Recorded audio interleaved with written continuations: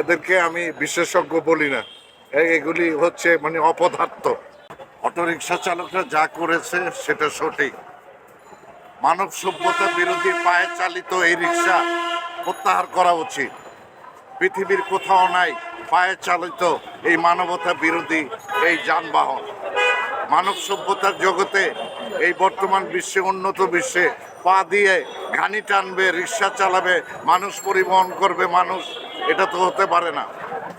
এখানে উচিত auto rickshaw available করে দেওয়া। ভারতের কলকাতা শহরে যেয়ে দেখবেন হলুদ ট্যাক্সি অ্যাভেলেবেল। আপনি 50 টাকা দিয়েও ট্যাক্সিতে সেখানে 3 কিলোমিটার যেতে পারবেন।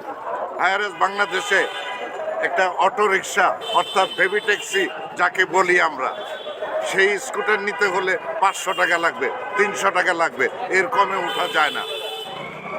এটা কি এত বড়ই রিস্ক আনটি যে একটা সামান্য এই অটোতে চড়তে 300-500 টাকা ভাড়া দিতে হবে?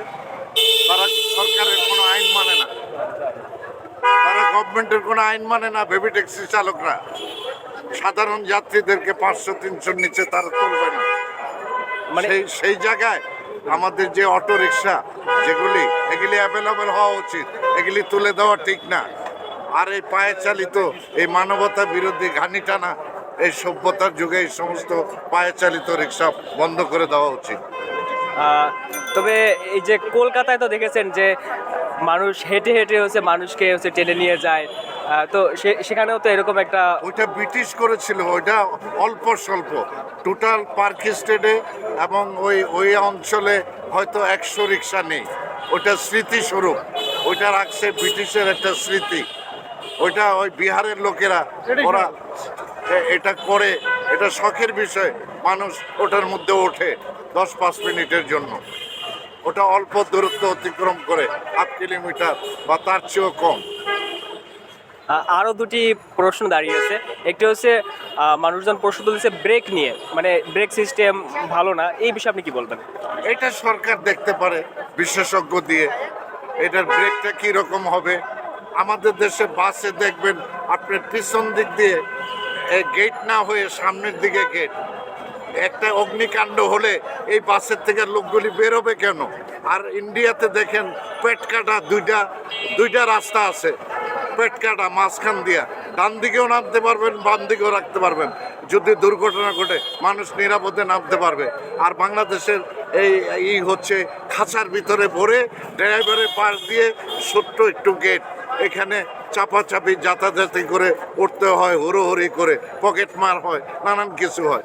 এগুলি তো দেখে না বিশেষজ্ঞরা। পরিবহন বিশেষজ্ঞরা কি খায় এরা? আর মাথার মধ্যে কিছু আছে যে একটা বাস কিভাবে তৈরি করতে হবে, সেই বাসের মধ্যে কি সিস্টেমে দরজা জানালা তৈরি করতে হবে, এর কিছু কোনো বালাই নেই এই দেশে, আইন কানুনেরও নাই। আর এই বিশেষজ্ঞরা হচ্ছে এরা মানে কি বলবো, এদেরকে আমি বিশেষজ্ঞ বলি না, এগুলি হচ্ছে মানে অপদার্থ। আর লাস্ট আরেকটি প্রশ্ন, এই যে মানে অটোরিকশার পারমিশন দেওয়ার পরে রিক্সার পরিমাণও বেড়ে গেছে এবং রাস্তায় প্রচুর যানজট হচ্ছে, এটা আসলে কিভাবে সমাধান করা যেতে পারে? কন্ট্রোলে নেওয়া উচিত, সেক্ষেত্রে আসলে সমাধান আওতায় আনা উচিত। এটা ওয়ার্ড ওয়ারি যদি হয়, 100টা ওয়ার্ড আছে ঢাকার শহরে, প্রতি ওয়ার্ডে 200 থাকবে, তাহলে 100টা ওয়ার্ডে কত হয়? 2 লক্ষ হয়।